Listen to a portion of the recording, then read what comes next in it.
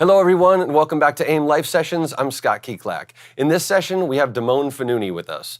Damon is the academic advisor for all of our music production programs here at AIMM. He's had over 60 label releases and has toured globally as an electronic artist. He was also voted Best Electronic Act in Atlanta. Today he's going to show you how to synthesize your own 808s using Ableton Live.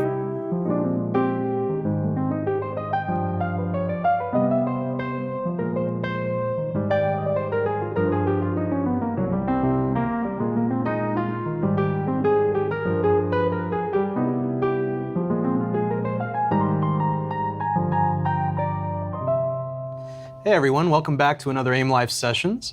My name is Damon Fonooni, as Scott just mentioned, and I look forward to showing you how to synthesize 808s and kick drums using Ableton Live. Let's go ahead and take a look and let's dive in. So first, I wanted to play back a little part of this session that I'm using today for our purposes, and you'll hear the song with several different parts and instrument parts inside. What we'll be doing today is actually working on synthesizing kick drums and 808s to add back into the project. So when you listen back, keep in mind that you won't hear a predominant kick drum, and we are going to look at creating our own. All right, let's take a quick listen.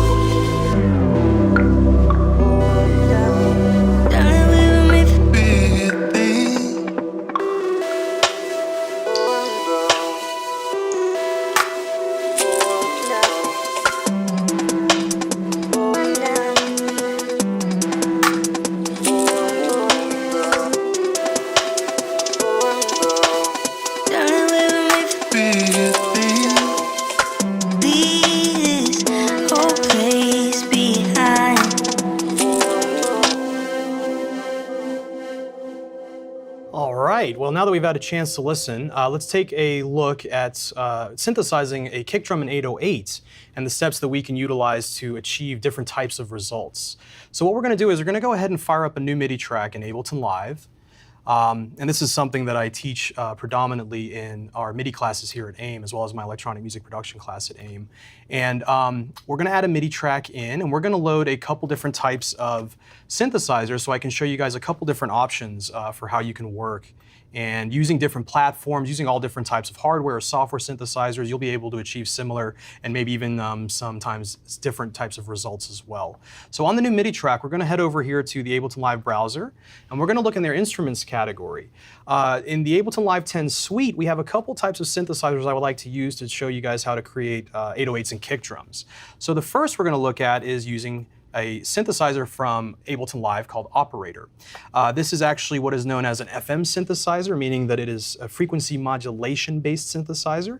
So it is a little different than a traditional synthesizer. However, there are some great sonic results you can achieve with this. You will notice there are some other similar products out there, for example, FM8 from Native Instruments, and of course many hardware devices as well. So let's take a look at creating a kick drum.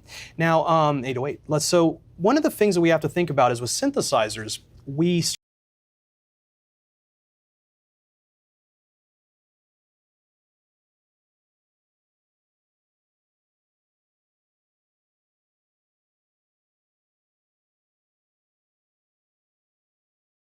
while we try some different types of tones and options here. So I'm going to go ahead and input a note on the E, and I'll just have it lengthened out to whatever's necessary. And then we'll just loop that up on the downbeats of every measure. All right. Now I want to solo this and let you hear what a sine wave sounds like at a moderate octave. It's not super high, it's not super subby yet. It's at the first octave in the MIDI editor. So let me solo this track and take a listen to the sine wave playing back this singular note, this pitch that is in key with the track.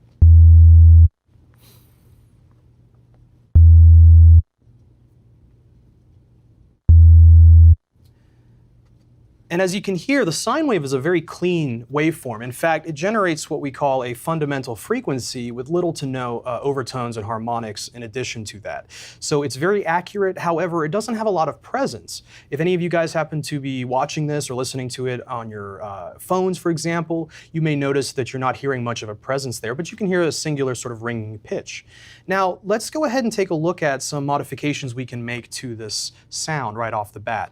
So what I'm going to do is I'm going to start with a sine wave, because a sine wave is a good candidate to start with when you think about synthesizing 808s and kick drums, because it is a very clean sound, but we will need to make sure it has a lot of presence and a little bit more perceived loudness.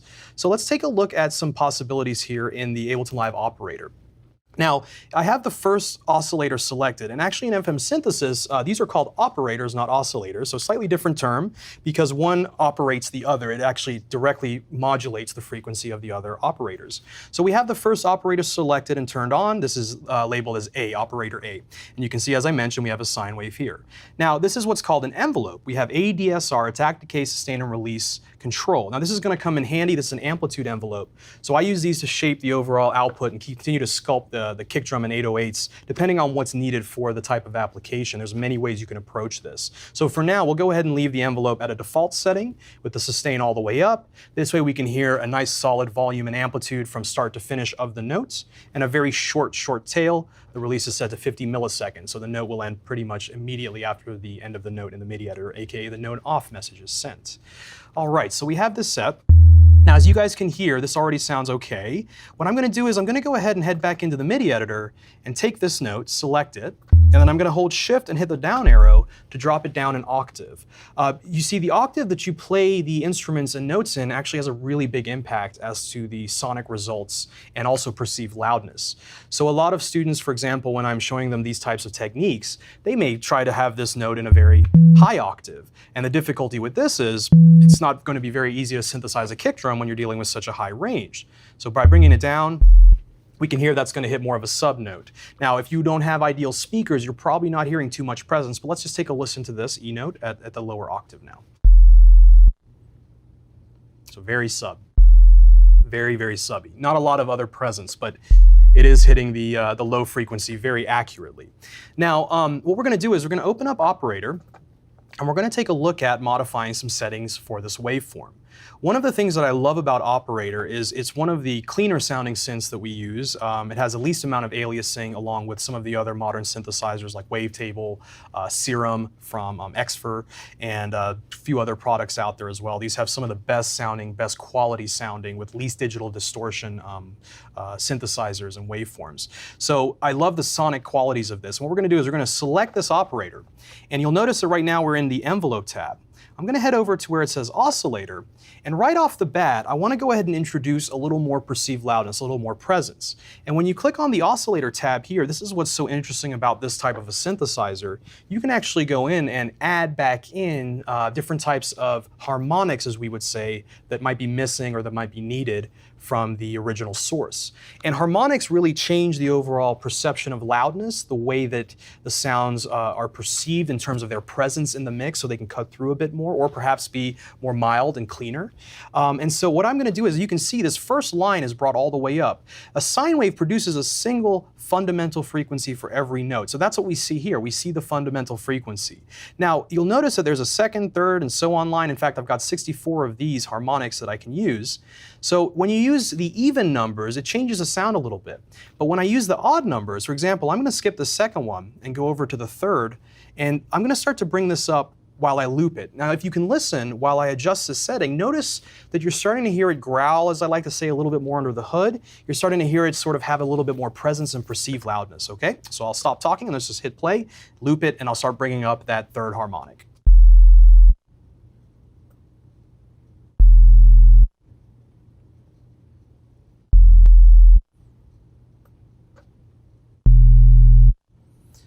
right. Now, you can see when I did this, it actually changed the appearance of the waveform. It starts to appear more like what we call a square wave.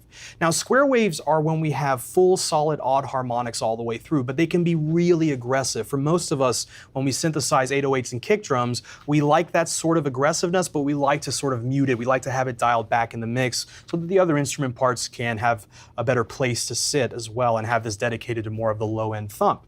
But I like already the way this is cutting through a bit more just by bringing up this third harmonic here. You can already hear it has a little bit more presence. If we bring up another odd harmonic, let's skip the fourth, let's go up to 5, take a listen to how this also changes things.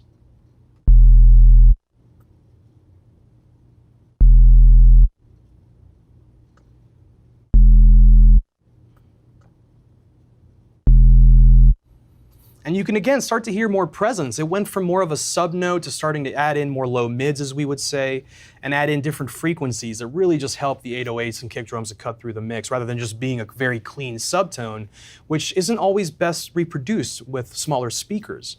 So I already have a decent sounding presence of a waveform just by bringing up a second and third harmonic. But of course, we are missing a lot of the factors that make up an 808 and a kick drum.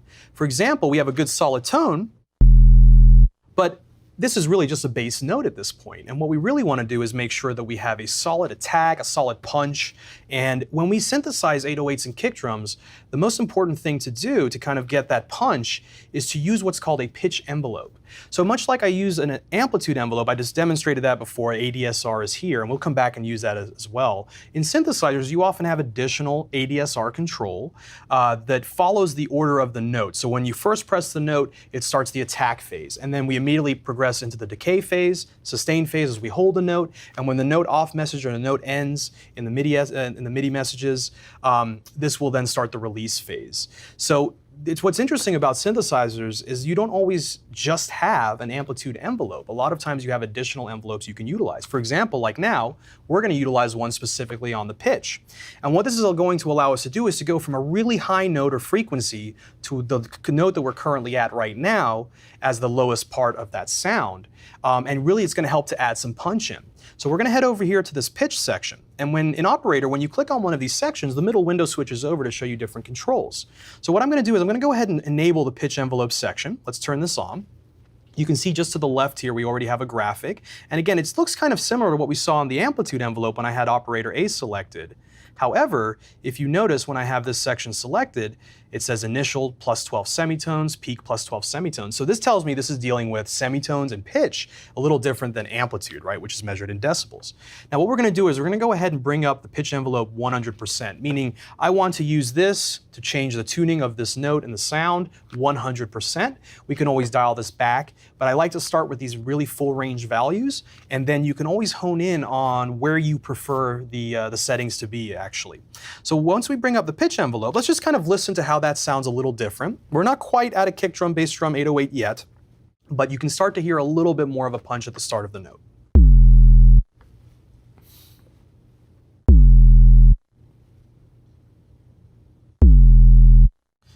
So as you can hear, it's going from a high note to a low note. And in fact, if we look to the left, we can actually see here, following this ADSR graphic, that the initial attack is set to 12 semitones up from the current root note that we're playing.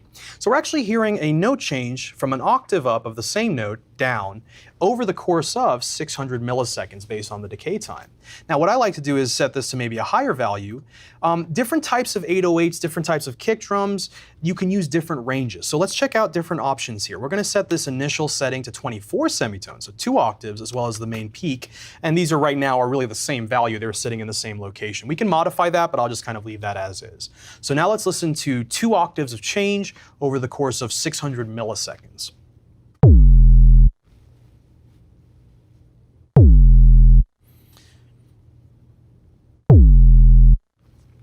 And you can hear it's starting to sound a bit more like we're getting a solid attack and solid hit. However, there is some modifications we still need to make. If you go higher on these settings, you can potentially introduce a little bit more mid, a little bit more click, but it can start to sound a little old school or a little bit more of a classic sort of drum sound, almost like a 909 drum sound if you're familiar with that drum machine. Let's take a listen back to this now, changing the envelope 48 semitones over the course of the attack to the decay, which is 600 milliseconds. So you can hear that's cool, but it's not really a more contemporary kind of modern sound. This gives it a bit of a clunky sort of result. So I'm going to go ahead and back off on this setting. We'll set it back to 24 semitones for now for both the initial and peak. So we're going to start the note 2 octaves up from what it actually is set to currently based on this E0 in the MIDI editor. And then it's going to decay down to the A0. But we need to modify, for example, some of these settings like the decay time. So what happens with these types of settings, once you set up an initial synthesizer to make a kick drum or 808, you're actually not far away from creating what's called a bass drop, or maybe you've seen those bass frequency tests. And if I want to kind of create one of those or really exaggerate this change, we can increase the time. Now this is not per se creating an 808 or kick drum, but it's really cool to hear how just a subtle change to one setting can give you several different sort of options of sounds here. So I'm going to increase the decay time. And instead of having it take, say, half of a second to arrive from a 2 octave up note to the root note, let's have it take a few seconds. And you can hear a slight difference in the time it takes to bend from one note to the next. So again, you can hear kind of that starts to become a more exaggerated effect, right? But actually for a modern feel, one of the main things we need to do is actually shorten the decay. So I'll take it down sometimes to 100 milliseconds, 70 milliseconds. It really depends on the context of the project. Now, what I'll do is I'll go ahead for now, let's just double click the setting and reset it. I'll unsolo the track. I'm gonna play this back in the mix just so you can kind of get a feel for where it's sitting without any major sort of change or anything yet. And let's take a listen to that.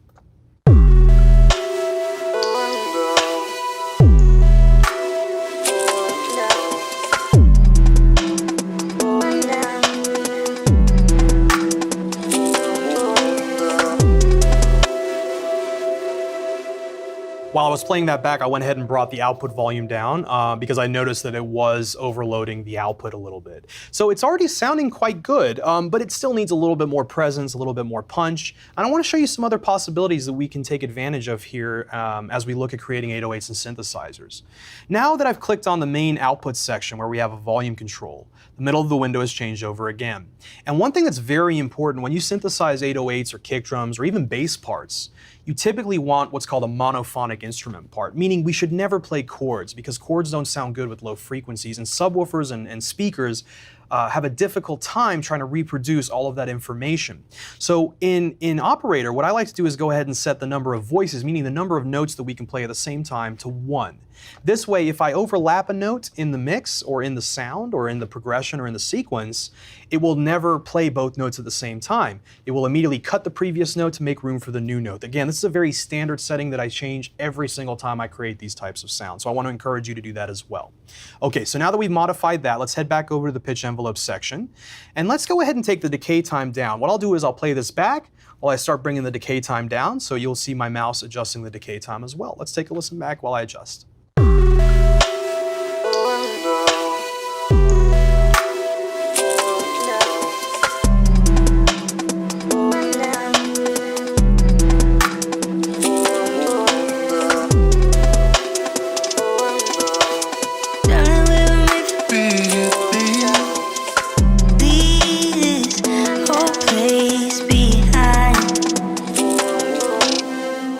So I'm kind of liking it there at around 300 milliseconds. You could hear when I went too low, we lost the punch. We could try maybe halving that value. Let's take a listen. Again, it's a different type of feel, and for what I found is for a more contemporary, modern type of 808 and kick drum standard, you typically want a faster decay on your pitch envelope. So 300 milliseconds is working well right now to my ears. Let's try some different shorter settings as well. So I'll just play this back while I modify some settings, and then you can hear how it's changing where it's sitting in the mix and in the track itself.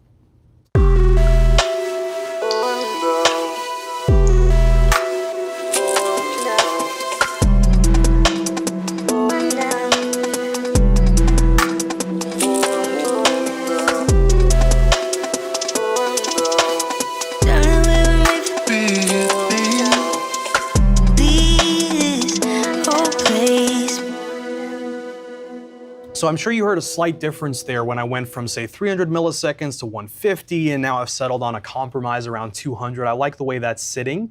It's giving me a modern sort of feel, but it's also not taking too long to decay, which gives it sort of a tricky sort of result in a way. It can be more difficult to contain, control, and mix. And it definitely has a more old school sort of sound when you have longer decay times. So I'm liking the way that's sitting. Now, these are settings, folks, that you have to sort of constantly come back in and adjust as needed if you would like. So keep that in mind. These settings are never really one and done. You get your standard template set up, you get your standard workflow set up, but depending on the tempo of the track, depending on the key of your project, what notes you're trying to play, all of these settings could very much need to be changed, right? Everything is based on context, as we learn here at AIMM. And we also teach at AIMM some really important concepts on how to look at different types of time-based settings, such as milliseconds, and factor in note values based on your BPM and tempo. So without getting too heavy into all of that, I'm just going to use this general setting. It sounds pretty good to my ears, and play it back one more time.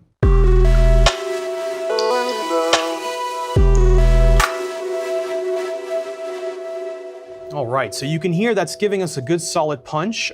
It still needs more presence, but let's see what else we can do over here. So one of the things that I like to do in Ableton Live and in the operator synthesizer in Ableton Live is select the filter section. The filter section, we can use the filter, which allows you to affect frequencies. However, one of the things that I like about this is they include a little bit of saturation, a mild amount of distortion or clipping, which you can, or a heavy amount really, which you can incorporate in your sounds without having to load additional plugins. I actually use several stages of this type of processing. So let's take a look at the shaper section. And when I click here, you can see we've got some different types of shape controls. You've got a soft clip, a hard clip, a sine wave clip, and a 4-bit clip. Now each of these will sort of start to put the sound in a bit of its own sense of space. It may roll off certain frequencies, it may add a bit of a harder punch, less of a punch. And the setting that I do enjoy so much, and especially for the modern type of sound, is the hard setting. I find that the hard setting is very much a contemporary type of sound, and it allows you to really smash those 808s. It can potentially remove some dynamics, so we can always add that back in later. But let's take a listen. I'll just sort of play it back while we cycle through some settings. And you'll notice right below the setting, we can then increase the drive. So with some of these with a milder setting, you may want to increase more drive. With the hard setting, I may not even touch the drive because it's already driving the signal quite a lot, actually. So let's take a listen to that while I play it back. I'll solo the track for now, and then we'll bring it back in context.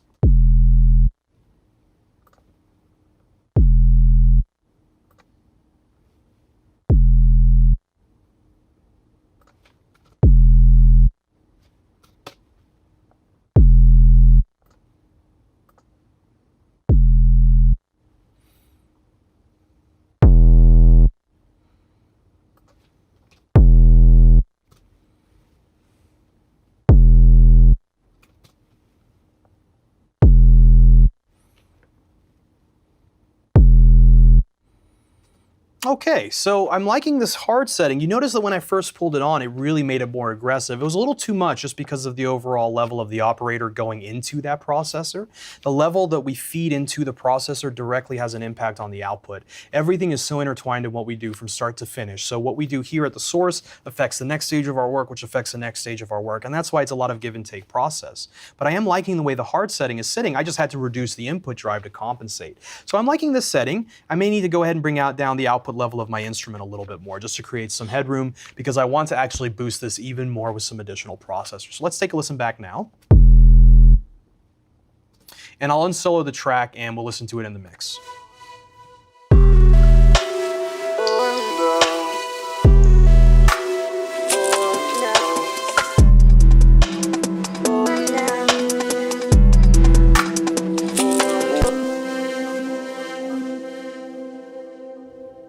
I actually had to turn it down, and my apologies there, I accidentally turned it up for a second, so my apologies. But I brought it down a few more dBs because with all of that saturation, with those harmonics being added back in thanks to the saturation, it definitely made it a lot louder. But you'll notice that even when I brought the volume down to a similar level to before, it actually has much more presence. It's actually more noticeable in the mix. Let's take a listen one more time.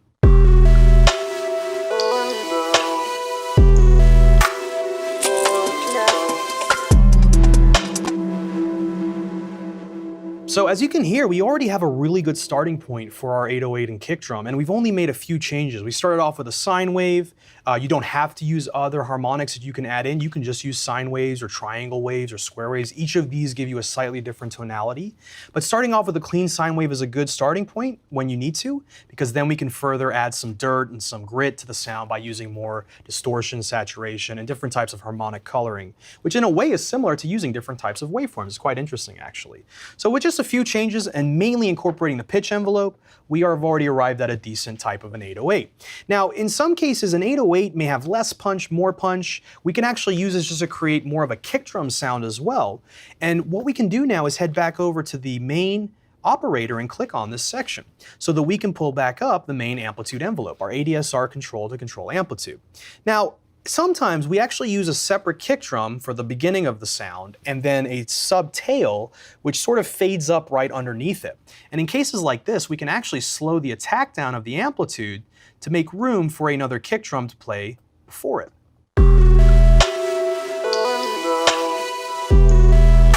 So you can hear when I slowed the attack down, it almost felt a little bit latent. It felt like it took a quick second to sort of fade in. And so that would give a little room to perhaps a kick drum sample, or better yet, we could synthesize another drum for our kick drum front part of the sound. And if we're trying to make an 808 where it also has the punchy kick drum in it, we can make the attack a little bit faster. Be very careful with super fast attacks, instant attacks, and releases, because they can add clicks and pops. So I like to often just bring this up to 1 millisecond, maybe a little more or less depending on the instrument. Every instrument's a little different in terms of how you approach it. So you kind of learn the instrument, you learn the settings, and you learn the way it behaves, and everyone's a little bit different. So I like to soften that just a touch to get rid of any unnecessary clicks or pops that are not so controllable. And let's take a listen back one more time.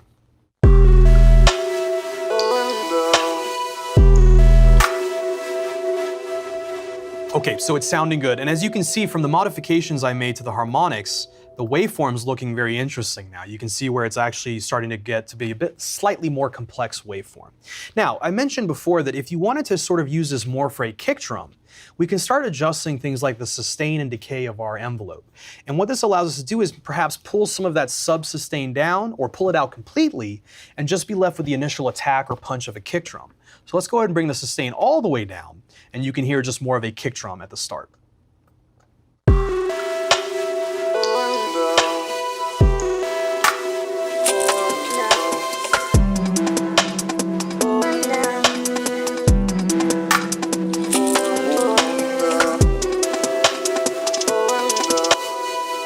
Now, we can actually find a balance between these. So I like to always make sure I have dynamics in my kick drums, because overall there might be some more compression, limiting saturation that goes on. In fact, even in the mastering stage, they're going to further limit this. So I want to make sure there's enough dynamics that's being fed over to those next stages of our work.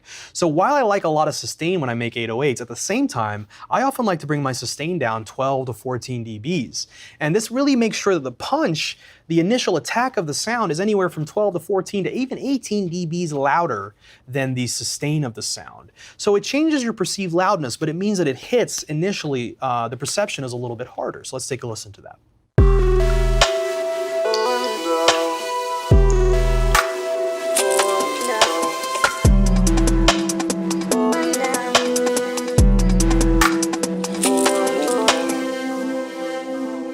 And I'm liking that personally. Now you can go in and modify your decay. Feel free to adjust this as necessary. If you wanted to add a little bit more of a tail to the sound, we can increase release.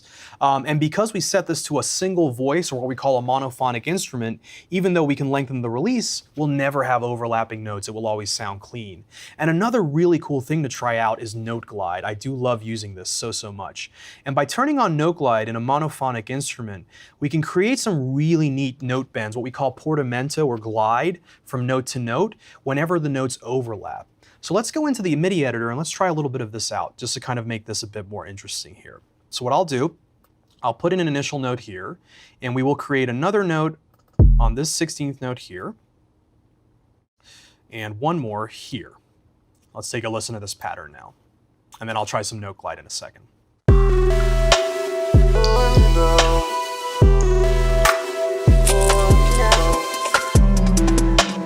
So of course we can shorten these if you want to just say shorter sound. And again, this is where I love synthesizing my own sounds. I stopped using a lot of samples once I finally got a grasp on all of this. In fact, all the other sounds you hear right now are synthesized minus the vocals, so made those from scratch as well. One of the great things about that is, though, you free yourself from the restrictions of an audio sample, meaning that if I want this note to hold out all the way to here, I have that option, whereas a sample might be a specific length. So this sort of frees me from those restraints, and I can have a super long held note followed by shorter notes. We have much more control. We could have that note held for 20 minutes if we bring the sustain up, if it calls for such a thing. So let's take a listen to that.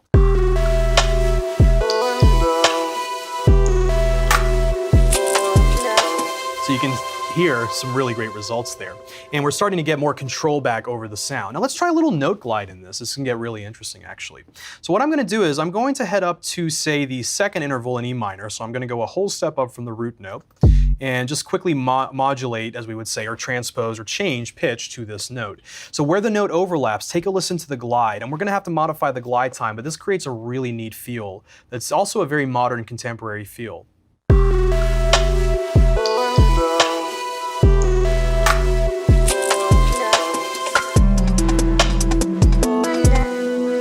And you can also try going lower. If the note will still present itself, it will still be noticeable. Let's try that. And I like these faster changes. Now that I've had that in there, let's go back in and modify the glide time. Sometimes you want it a little slower, a little faster. Again, the tempo of your project, the type of sequence and patterns that you're making really affects these settings. So you'll have to modify these. But let's try making the glide time a little faster.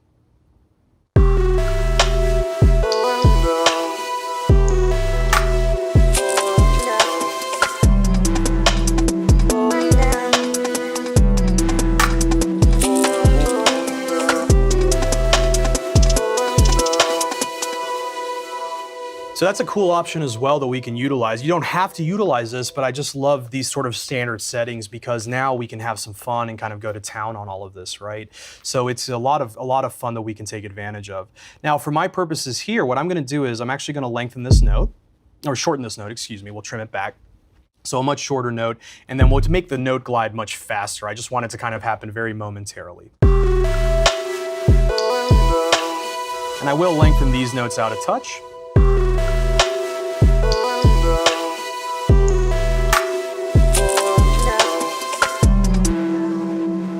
So as you can hear, we're arriving at some great starting points here. Let's go ahead and rename this track before I get too carried away. We're going to label this one Operator Custom 808. Oops.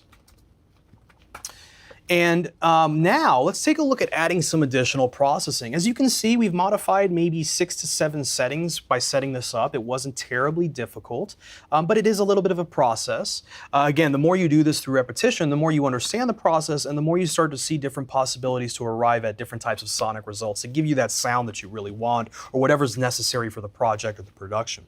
So what I'd like to do now is add a little bit of saturation to this in addition to using the hard clip setting, which I've already used. In Ableton Live, we have some great processors. And what I like to take advantage of sometimes are amp simulators, more saturation, types of pedal processing. I'm just such a big fan of that saturation and using harmonics to kind of add back in the presence. So one of my favorite plugins from them is called the Saturator, believe it or not. And again, saturation is sort of a mild form of distortion, if you will. It's almost a wanted form. You can push things to the point where they break up, but that's never really my goal. My goal is to make it present, make it growl, but never really just break up. I still want it to be clean and punchy, even with all that sort of attitude sort of going on under the hood. So let's take a listen back now. Now, what's great about the Saturator is you have an input drive, we have different types of clip shapes we can try out, and then we have an output setting. And I actually will use several of these in a row, what we call serial sort of saturation. Anytime we use serial processing, it means that one plugin processes the sound, then that's fed into the similar type of plugin, the same plugin basically, and each of them start to directly change the sound from the previous output. And so we're serially saturating, if you will, the sound.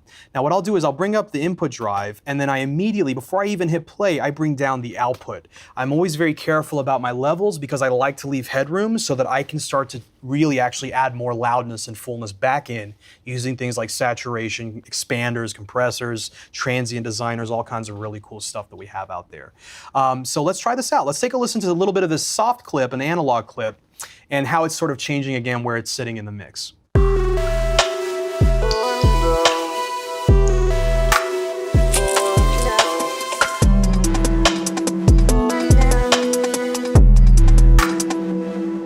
So you can hear there's a little bit of change there, and I like that. But let's try setting this to maybe 12 dBs on the input drive, and then I'm gonna bring the output down a little bit more, and let's try some different settings. So I'm gonna stop talking for a minute, start flipping through this as we listen back to the project.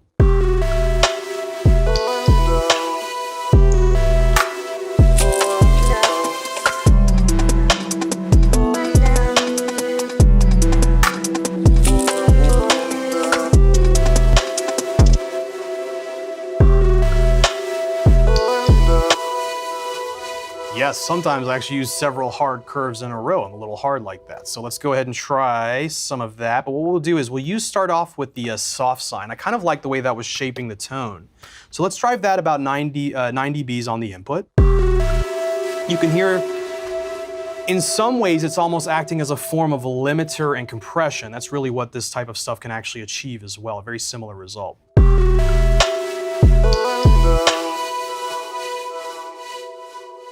I'm gonna mute the arpeggiated sound for a second. So you can hear where, by applying this, the sound feels a bit more rounded, it feels more even, more consistent, but I still notice a nice solid punch at the start of the sound.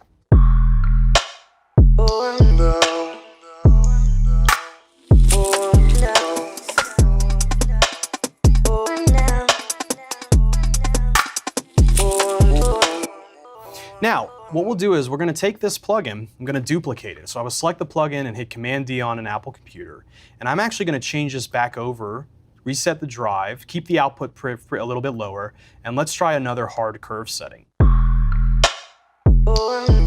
Now it's getting a little bit too aggressive, so what I'm gonna do is I'm gonna point this, the frequency towards a lower sort of area of the sound itself.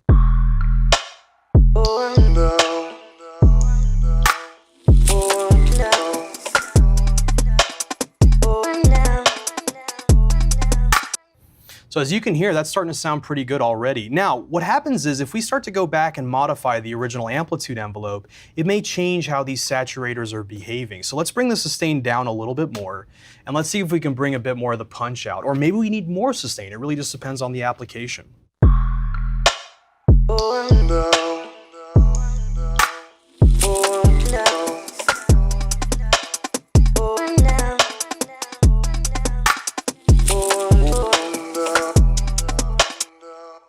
So that's working quite well for me. What I might try is adjusting this time setting, which allows you to basically quickly adjust all the time-based settings in the operator. For example, I can change the overall decay time, both for any envelope, the pitch envelope and amplitude envelope, things like that. So I love it. It's a very quick setting that's actually talking to several other time-based settings in the instrument.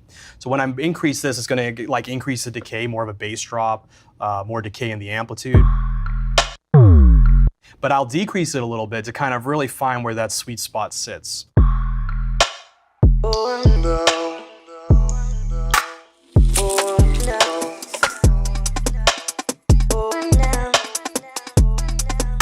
let's go ahead and bring the output back up a few more dBs on the last plugin here, on the last insert that we have, the saturator.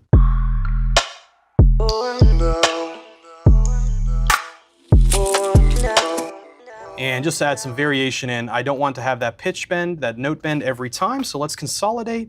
Let's go ahead and take that out of the first area here, the first measure of every 2-measure loop, and I'm just gonna go ahead and turn on some clip looping so I can quickly extend that new change out.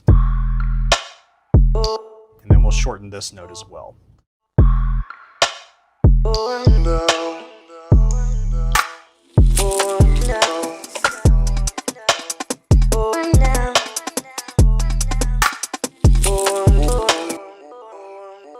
Now, another thing that I'd like to do is sort of go to a different bass note here to sort of follow the progression that's happening. So whereas I'm hitting the root note, the E note right now, that's kind of keeping you at home base, so to speak, hence why we call it a root note. What I'd like to do is actually go down to maybe a C, which is a different interval in this key, and then finally take the second measure of the next section and go down to a note below that, which is the B note. So you'll get a little bit of a melodic progression. Now again, be prepared because sometimes these notes will drop out and it makes you modify your settings a little bit. So let's take a listen back and let's see if that sounds good to us.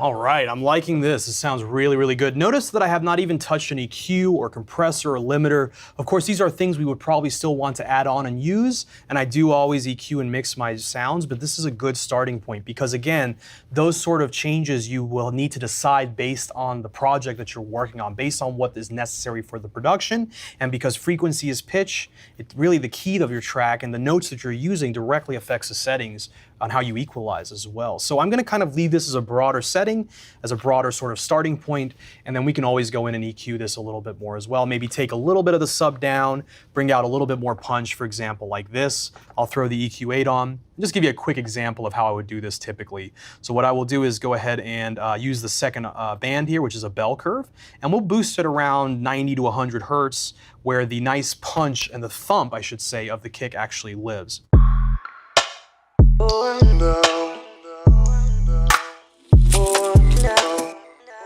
And because of course that brings up my output level, let me bring down the output gain on this plugin a little bit to compensate.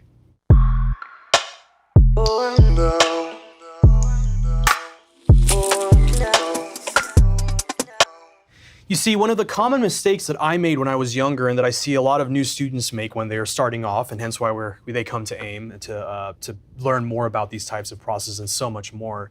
One of the common mistakes that we make is having way too much sub and not enough of those next octaves and harmonics. Of course, where we feel it, where it hits us in the chest, where it hits us in the gut when we're in a club or in a festival or listening out of our speakers, that's not going to be at 30, 40 hertz. In fact, if you have too much of that, it doesn't really hit at all. It's just sort of a general kind of room hum, which can be good, but I always want drums to hit, and so that's the way a kick drum works, right?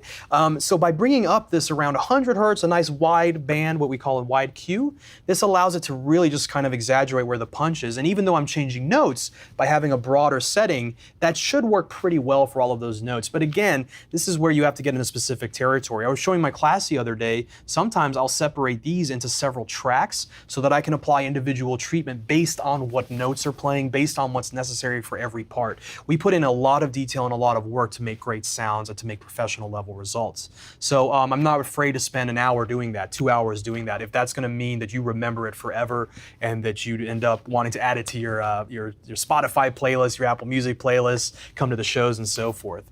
So as a broad setting right now, I think that's okay. And you can hear that does add a little bit more punch. Let's just turn it off and back on.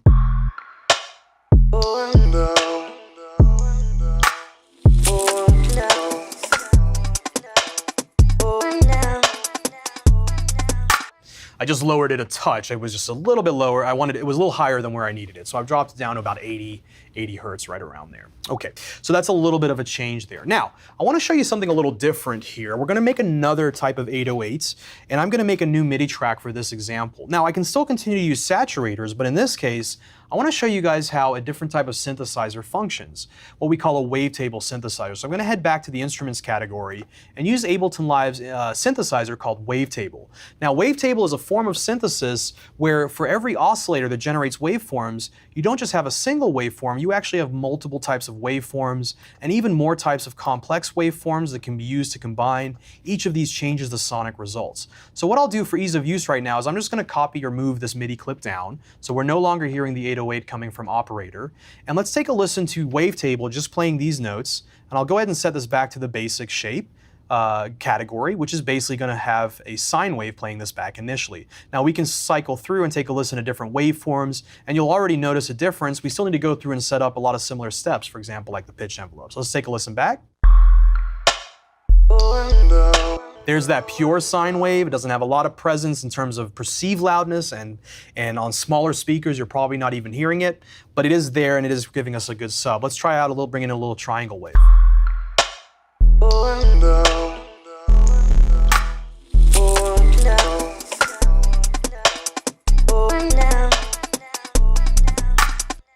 And you can hear just by using the little more triangle, it's kind of cutting through the mix a bit more. It's amazing how just the waveform itself really affects, again, the next results that you'll get. Now, if we go beyond this to more of a saw or square, it's much more aggressive, and we can still dial that back, but I want you to hear the difference. Let's go ahead and just kind of listen back to some differences here.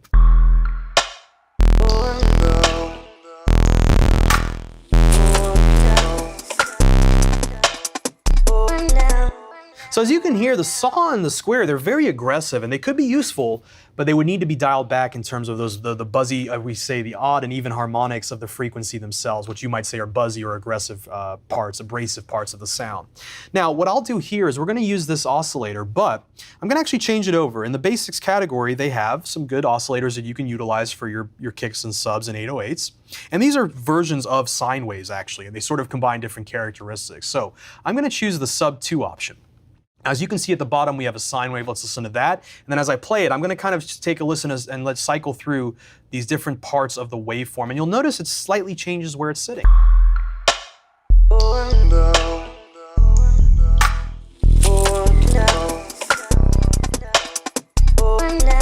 So we can find a nice happy medium. We can find a spot that really works for where it's sitting. So I'm liking this, maybe even a little bit up from just the basic sine wave, adding in a little more harmonic content.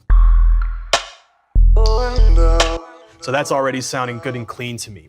Now, before I move on, I'm going to go ahead and set this to a monophonic mode. I don't know if you can catch it, but because of the overlapping notes, we are getting some chords here from our bass, and that's never good. So here, instead of setting it to one voice, we just switch it from polyphonic mode, meaning we can play multiple notes, to monophonic mode. And again, we have glide time if we need it here, which is great. So let's bring that up a little bit, similar to how we had it before. Now, let's go ahead and take a look at the way that Wavetable utilizes its envelopes and some other parts that we can take advantage of. For example, we still need to use the amplitude envelope, which we can see here on the right side under the Mod Sources tab. So I have a dedicated ADSR. Again, I'm going to come back to that. We'll need it. But you'll notice that you have 2 more envelopes that are currently not applied to anything. And then we have these things called LFOs, low frequency oscillators. Those are really cool to create rhythmical changes in the sound and apply those back to settings. But for our purposes, I want to use envelope 2 and apply it back to the pitch, very similar to what we did in the previous example. So I'm going to head over to what's called the modulation matrix. And what we can do now is choose one of these envelopes or LFOs and apply it to a destination and then tell it how much we want it to modulate the setting. So in this case, what I do is I'll go ahead and click on or I'll actually look for the main pitch of the overall instrument. And I'm going to tell envelope 2 to modulate or change this pitch by 24 semitones. So when I type in 24, it's a similar result. And now when we click back on envelope 2, we can modify this to go from more of a bass drop to an 808 to more of a kick drum, whatever our heart desires. So let's go ahead and I'll hit play and kind of modify this as I go a little bit.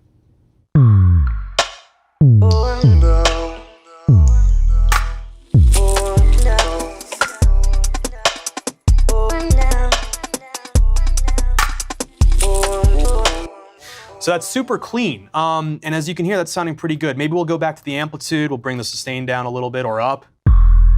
If you really want that 808 sustain, bring your sustain all the way up. You don't need to worry about compressors later if you go ahead and flatline it now, if that's what you need. But again, I like dynamics in my sound, so I like to bring this down a little bit more.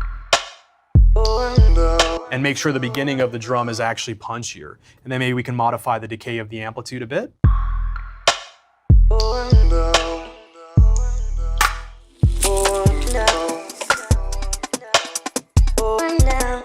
Okay, so we're getting there, and let's go back to envelope 2, and again, maybe increase decay a touch.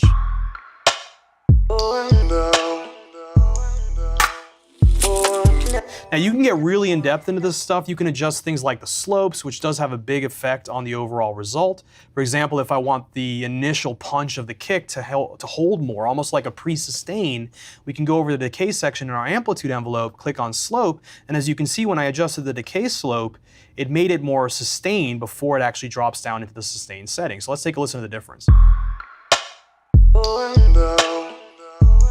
I have full control over every portion of the kick drum. How loud do I want the initial part? How much do I want it to feel like there's a lot of RMS or sustain level? Or do I want it just to kind of quickly fade back down, right? All kinds of great possibilities. And again, when you sculpt synthesized sounds, you have all of that level of control. It's just a lot to learn, hence why folks come to AIMM. So let's take a listen back here to this setting.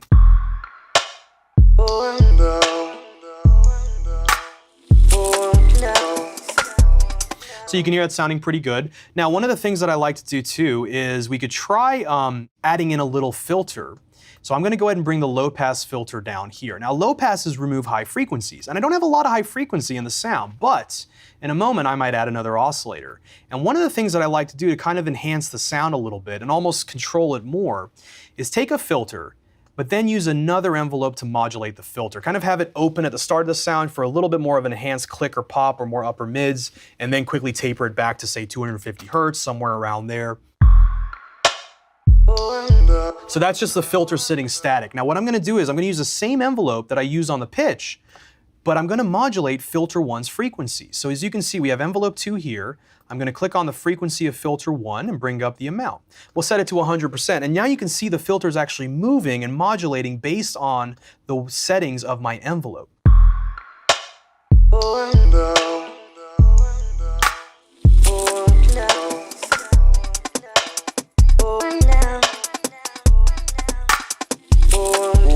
So you can hear that's actually helping to kind of enhance the sound. It makes it more staccato.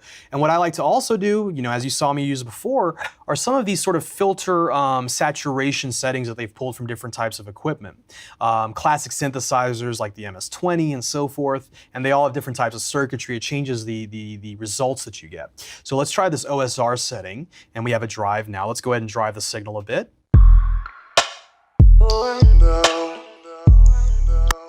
Wow, that sounds good. Let's bring the output level down. That is sounding really nice and clean, but very full.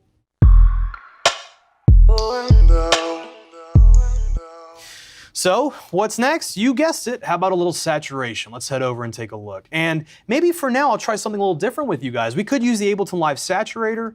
I do enjoy all kinds of saturators and different types of processors, for example, from Universal Audio, from Sound Toys, from FabFilter. And what I'll show you now is a little example from FabFilter.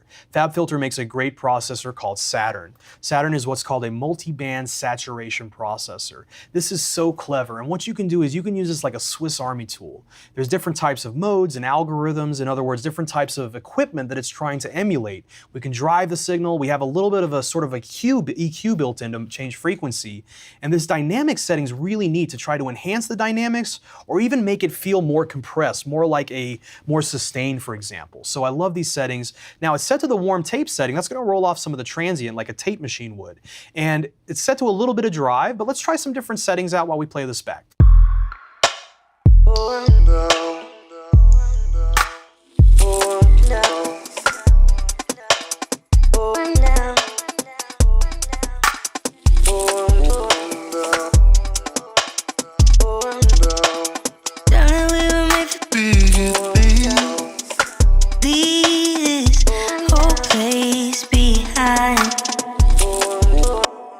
So that warm tube setting sounds good. We can try, I actually like some of the amp settings. I know that sounds unusual, but let's take a listen. You'll notice again, it sort of changes where the low mids sit. So let's go ahead and try this power amp. And I'll set the drive back down to something very moderate, like 20–25%. Whoops, not the pan. Let's go ahead and bring that back to the middle. Yes, you can even sort of process based on the positioning of the sound and even what we call mid-side processing, which is really cool. So let's bring this up to 25%. Listen to how it changes the tonality of the sound.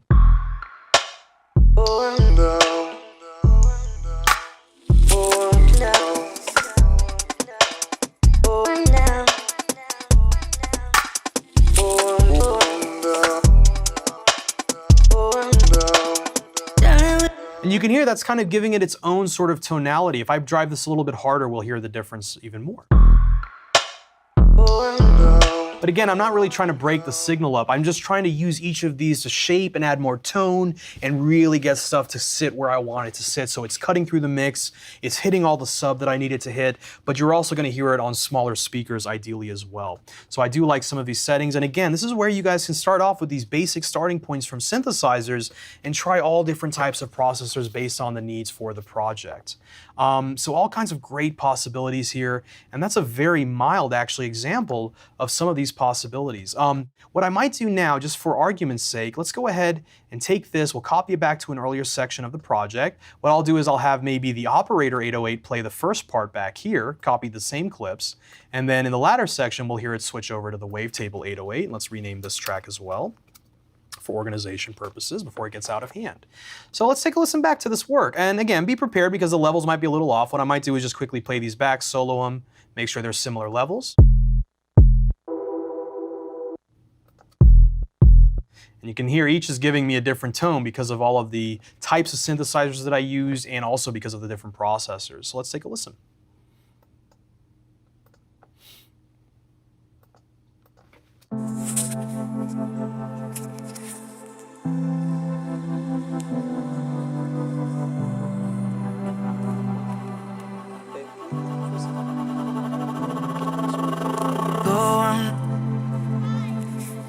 on down.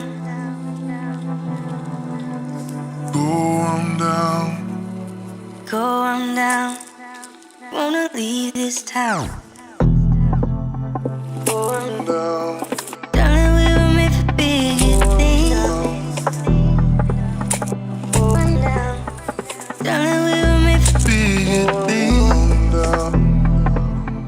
Go on down. Darling, we were made for bigger things. Leave this whole place behind.